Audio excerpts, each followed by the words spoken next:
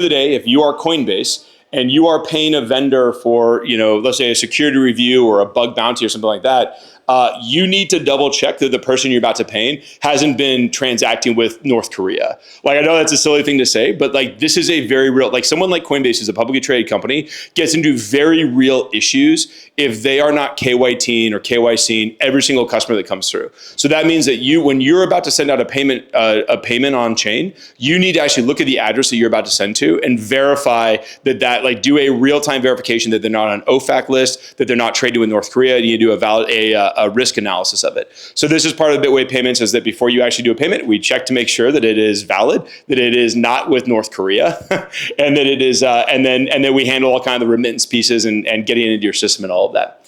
Okay, so the fun part, so that's the quick pitch. Thanks for bearing with me, guys. But if you need that, bitwave.io or find Amy. She's the salesperson here.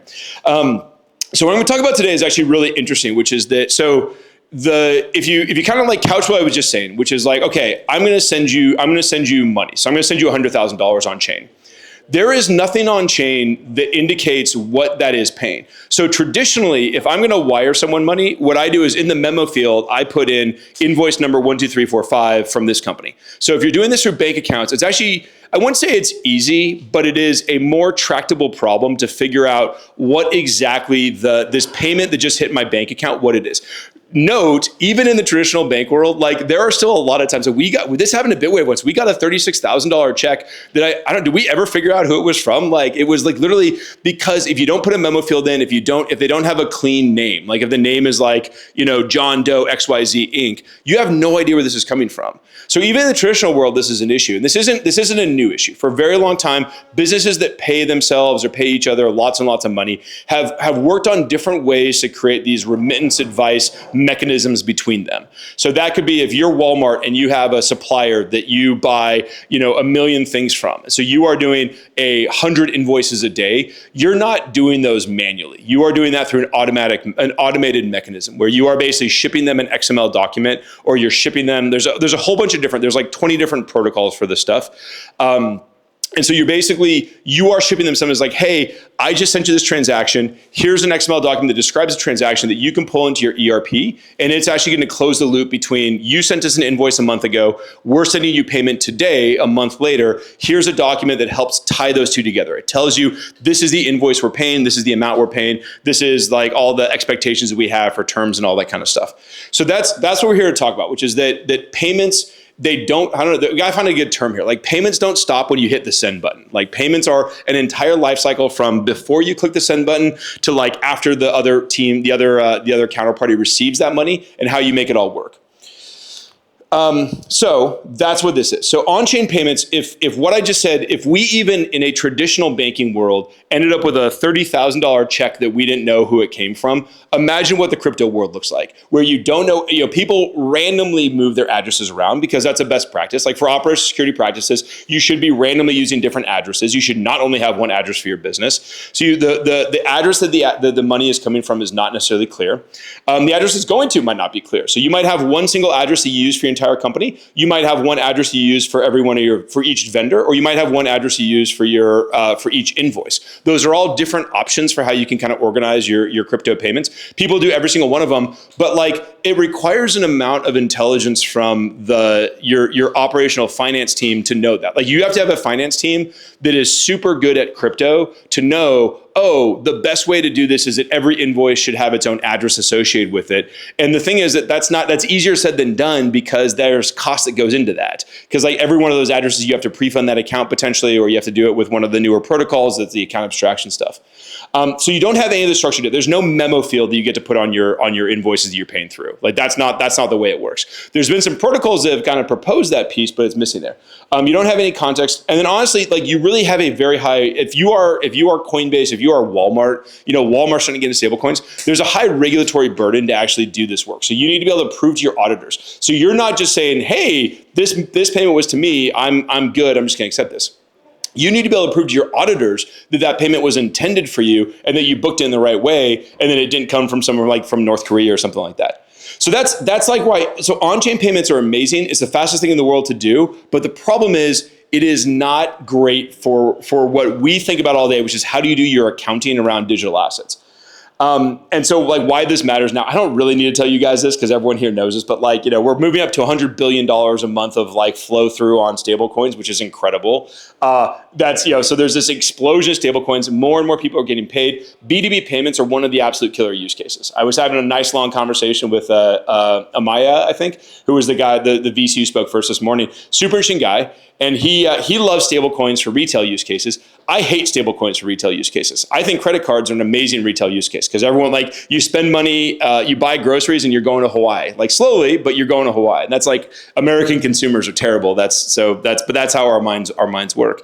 But B2B payments are where this is at, because if you are someone like Google and you're moving $1 billion around a month, the float that you are giving away. So when you do an ACH, they pull the money out that same day and they deposit the money 2-3 days later. That's interest that if you're doing something at the $1 billion a month scale, that's tens of millions of dollars a year of interest that you're basically giving up to float.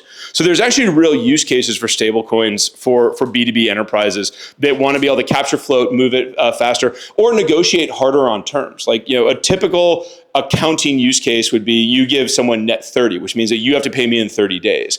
But the thing is that like the way that generally works in current financial systems is actually it's more like net 35. That like on day 30, I click the pay button, it gets pulled out of my account, someone holds it for 3 or 4 days, and then deposits into your account. That's a really typical flow. That float is essentially friction that's in the system, even if you don't necessarily think too much about it.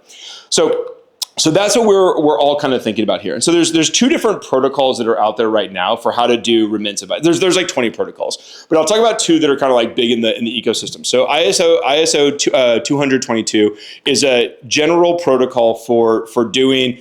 It's a XML-based protocol for doing remittance advice. So it means when I send you a payment, there's this XML file I can send along with it that essentially it describes the shape of the payment and allows me to import that into my ERP and basically pick up that transaction data. So this is it's super interesting. It's not well designed for Onchain, the Onchain world. Which is to say, it doesn't really have free-form transaction IDs. So the transaction IDs you might have in there are not necessarily great for for what we think of as like transaction hashes, where you can have super long hashes and weird shaped hashes and all that kind of stuff. The remittance files themselves are huge. Like if you ever worked with XML, it's this like monster format that it explodes in size. And so you could never take an XML document and put it on chain. I mean, you could, but you'd be paying like $100 to do it. And so it's like there's, and then the other side is there's no actual, and this part is crazy because I saw a stat once that said that the average SMB, which would be a company under 5,000 people, loses something around $250,000 a year to bad invoices. So have you guys heard about this? There was that guy who would just randomly send Microsoft and Google invoices, and they would just pay him. Like this was like the guy made, I think he ended up going to jail, but he made like $10 million over the course of like 6 years, where he would just send him an invoice for like 20K and then they would just send it back. And like honestly, part of the issue there is that there's actual in a lot of these invoices, these like interchange formats, there's no security built into it. They don't have signatures. They don't, like all the stuff you'd expect from like a modern day protocol. They didn't have any of that stuff built into it.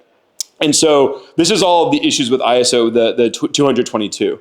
The other protocol that was recently announced was Circle announced this thing called REIBBO, which is essentially, it's a smart contract that's tuned to ERC20s, where basically you can approve this smart contract for your ERC20 flows, and then you can attach a small amount of kind of like encrypted metadata along with it. So it just puts encrypted metadata on your on any sort of arbitrary ERC20. It has a bunch of different issues but the biggest one is that it's not a protocol. Like it is a smart contract interaction that allows you to put encrypted data in kind of like attached to an ERC20 transaction, but it really doesn't actually tell you how to interpret that data, where the invoice is, like all the different stuff you actually need to turn that into something you would use on the other side. So the problem with that is that it's not great for cross-company stuff. So as I'm going to be talking about this today, one of our goals at Bitwave is as we were working on this really exciting idea of remittance advice on chain, one of the things we want to do is like there are lots of people doing payments on chain today. Like Bitwave is one of them. There's folks like SAP recently got into the game. So we wanted to build something that a protocol that was basically out there that would allow a Bitwave payment to get ingested by the SAP Digital Currency Hub, and all that to kind of work seamlessly together. And so the REIBBO doesn't do that. It's a mechanism for allowing you to encrypt some data on chain, but not to actually do this like interchange between the two different guys there. So we spent all this time, and what this ends up happening is it takes a long time to reconcile this data. There's a bunch of different issues that happen on the other side of this, but like one of the big ones is that if you are in the unenviable task of doing on-chain receivables, like you have a wallet that has 100 payments into it. Let's say your business is $500 a month. So you have 100 $500 a month payments, and you got to figure out how to apply those. And you got to figure out who's paid you and who hasn't paid you. Like that is a non-trivial problem. Like we all sort of forget about it, but like this is like the nuts and bolts of what it actually takes to do the hard work in the world here. Like how this is like how underappreciated your accountant is at your business, I think is a good way to also put this.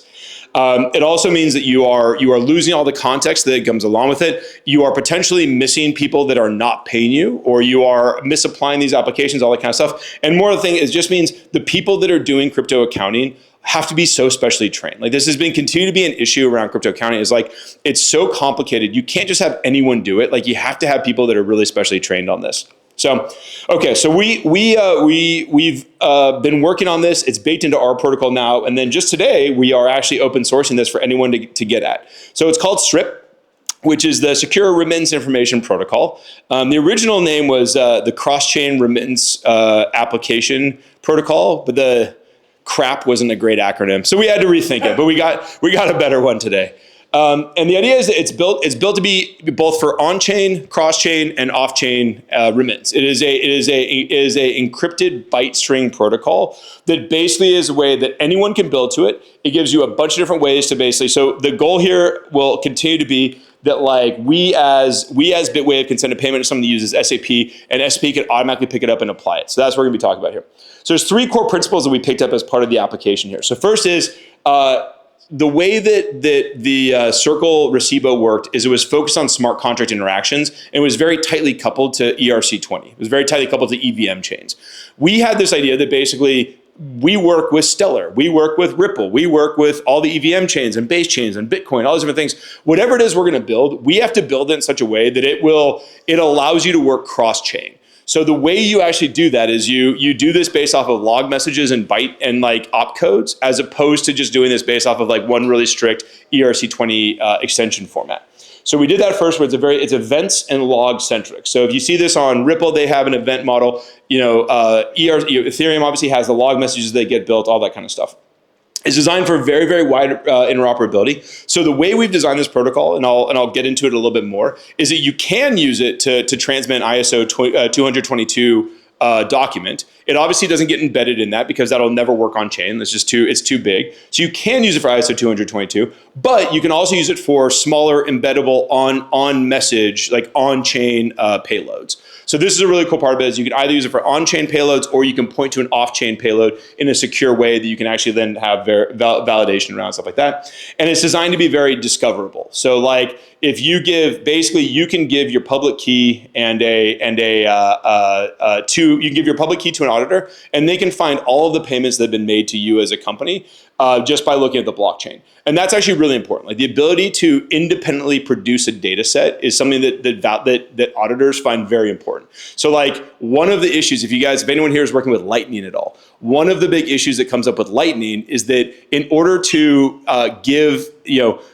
for an auditor to know all my transactions, I basically go to my node, I do a pull of all the invoices, and I hand that set of invoices to the auditor. The problem is auditors can't use that. Like auditors literally can't use a set of data that I pull independently and hand to you, as they can use it for informational, but they can't use it as their audit, like the audit level stuff. They need to do an additional level for that. So being able to actually look at these messages on chain, to give them a public key, and then they can go and find all these transactions on chain is super, super, super valuable. And this is what I just keep getting back to over and over again. Like Bitwave needs to be able to send a transaction on any of these blockchains that a completely separate ERP system, whatever it is, out there finds, pulls up, and actually automates into it. Okay, so I'm going to spend just a couple of minutes. I won't go too much into this. I don't know who's a programmer in the audience. Are there programmers in the audience? All right, good. All right, nice. 3. All right, guys. So when I say things like magic byte, you guys have to like go and explain it to everybody else. But that's fine. We'll do that afterwards. It's all good. So this is how we're kind of handling this. We designed out a byte format, which is very, very easy to embed, and relatively, it's a little bit verbose in certain situations, and we're kind of playing around with ways to shorten it. But we are optimizing for security and discoverability over shortness. which are those are the two ways you're going to kind of do this. So basically what happens is you get a log message. There's a data component of that log message that has this stuff embedded in it. You can just take that, if you can take it and you sort of parse it apart by these rules. So we start with a magic prefix. That's going to be SRIP is basically going to be the magic prefix we're going to start with. There's a encrypted payload. So the way we did this is you either have a full payload, which is you can, and I'll kind of show this, but you can either take the entire message that has like the invoice ID and the person you're trying to pay, and you can basically build that, compress it, and put it right in the message on chain. So in that case, there's no need to go off chain for any information. You can have the entire invoice remittance advice entirely on chain there. We use a hash key so that you basically, however you encrypt the payload, we hash the key for that and we salt it and hash it so that anyone going through can very, very quickly find the messages that are relevant to them. So when there's when there are billions of log messages that go over this stuff, you can basically use this very, very quick model to take the salt, take the key, hash it, and compare it to this key identifier. And that allows any auditor to basically go through an infinite set of these log messages and pick up what they need to.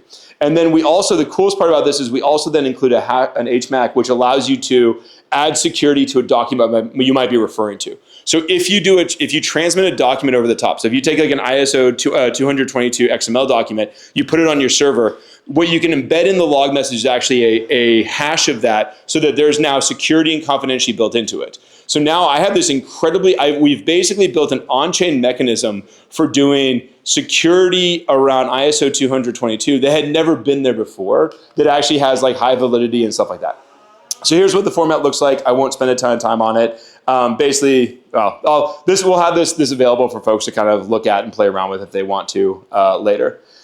Here's what an embedded format might look like, where you basically have a tag that we are using. We have, as part of the protocol, we define like one really, really, really simple embedded payload, which uses basically a protobuf like message itself with a really simple tag in front of it. So like a hex version of I, and then the protobuf message. So that way, anyone that sees, you see a flag that basically says, you see a flag that tells you that it's an embedded payload, and then you see the embedded payload itself. If you see an I there, then you know that it's a protobuf message like that you can just pick up and use. That then gives you the invoice ID that you as your organization could use. That's usually how you do remittances. Is that like, I am paying this $100 to pay invoice 1234. So this lets you kind of do it there. And there's some additional optional fields there if you need it. And then this is what an actual transmit would look like if you're sending over a URI. So you basically take your URI. This is the document that gets saved up on your server. It all gets embedded, and then you take an HMAC you take a hash of the actual document embedded on the message. So now that when I go to get that document, when my system sees this come up and I know it's to me because my hash key matches, I can now go, I grab that document and I check that the HMAC you gave me is what's actually what I'm actually pulling. So you have now added a layer of security on here for this piece of it. For developers who want to do it, there's a developer guide online. It's on our GitHub. Basically, what you're going to do is there's a log message. There's a formalized log message name on Ethereum, Ripple, all the different EVM chains. You pull that up. You parse the version prefix. You run through the verification of the hash key, and then you use your shared key or your public-private key to actually decrypt it, and then validate any docs you need to on that side. So it's super easy to do, and we'd love folks to start working on it. And this is the kind of thing that, like Borderless, you guys could build. You guys could build this into your payment product, into your creating the actual invoices. You could build this when you get them to actually like denormalize this and put it into a place that you could have available in your API, all that kind of stuff. And this is kind of what we're looking for here. Is we'd love anyone to check it out and like make comments on it. So it's Bitwave Corp /SRIP on GitHub. So please check it out. Please feel free to file issues, or if you have any thoughts on it or anything like that. We'd love to get some more embedded standards going. So we created one very simple embedded standard that was really like an invoice ID, which wasn't meant to be the end of the world, but it's a cool idea. So if you have other ideas for how to do embedding standards, like, basically, if you want to have loan repayments or intercompany transfers or interbank transfers, there's all these different models that people do that we can start to like format really, really simple embedded formats for on this side. We launched a implementation on Ripple, Stellar, and EVM chains, but that leaves a lot to be desired. There's a lot of guys out there like Bitcoin chain, Bitcoin obviously, and all the UTXO chains, which need to have a slight modification of the protocol to really work with it. But then obviously all the other like Cardano and all these other guys that are out there that we just haven't had time to build up yet. We'd love to see other cross-chain implementations. And then really where we are today is that this is in an alpha phase. So we'd love to get feedback on the protocol and as we build it out and move towards like a 1.0 version of it and all that kind of stuff. So that's it. That's what we've been working on. And if whoever has the best questions, we got some t-shirts. You have to ask questions, demanding questions, and then you can get a t-shirt. Or you can just not ask questions. I'll just give you a t-shirt also. So awesome. Thanks so much, everybody. How many t-shirts do you have? We have like 3 t-shirts. We have 3 t-shirts. Any questions? Anything anyone wants to know? Or even we can talk about payments in general, or like the accounting around payments is also a fun commentary here. Yeah, what's the best pitch to sell it to institutions? Yeah.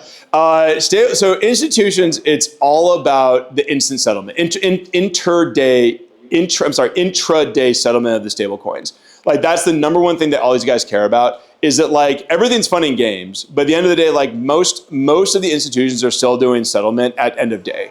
And so like if you're doing repo, the minimum repo time you can do is I can borrow paper money overnight. And that's in fact, like I was talking earlier about like float, like the way that float works is they're taking that money and they're putting it into the intraday markets. And so they basically, however many nights you can keep the market, however many nights you can hold on to someone's float. So I send out $1 million, the bank's gonna hold that for 3 days and then to give it to the person I'm sending it to.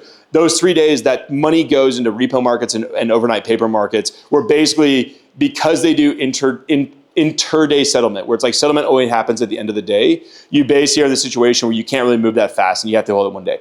With stablecoins, you now can get in a situation where you can really do, like a bank can borrow $1 billion for 5 minutes. And it's funny because this is like, I love this idea because crypto, one of the things we did really well was flash loans. Like flash loans, there's not that many things that were like unique to crypto. Like AMMs, the protocol was unique, but the concept wasn't like of a trading thing like that. There's all these things that like that. Like flash loans were kind of unique to crypto. This idea of like in one single block, borrowing $1 billion, doing something with it, and then paying it back is super unique. It's super unique to crypto. And so in fact, like that's one of the things that's getting the institutions super excited about stablecoins, is that suddenly you're opening those kinds of things up for them to do. Because what trader at Goldman wouldn't love to create some absolutely insane, asinine 42-leg trade that happens instantaneously off of a flash loan where they borrow $1 billion from, Warren Buffett or whatever. So I think like that's one of the things, like the instant movement of stablecoins is one of the things that we are seeing people get so incredibly excited about in the institutional space. And that's absolutely bringing a lot of folks into this stuff. That man gets a t-shirt if he wants it. Yeah. So we joined a little bit late, so probably missed the introduction. So are you a software development company developing a protocol, or are you also in the payment execution and management business?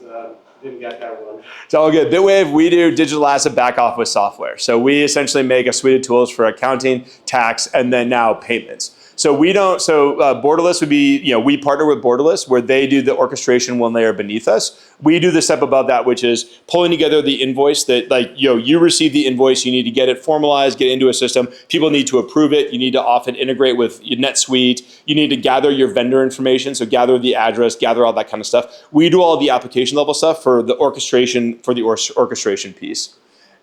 And then also accounting and tax if you're touching that kind of stuff.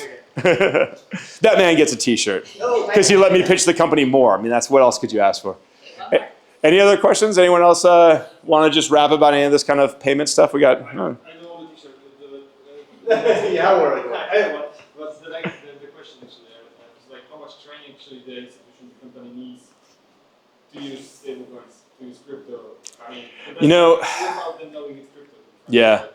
Such a good question. So the way that I tend to think about this is I do tend to think that most people are going to start using crypto in high volume without realizing they're using crypto. So I think that goes to institutions where they're going to start, like, what's going to happen is their trading terminal is going to start having a mechanism to borrow $1 billion. It's going to have a borrow $1 billion button if they need an instant billion. And for them, they will have no idea that it's backed by Canton or USDC under the hood. They won't care about that. They'll click that button. They'll suddenly have that trading power. They'll settle it within like half an hour, and then they'll move on to that. I think that most of these guys are going to abstract it away.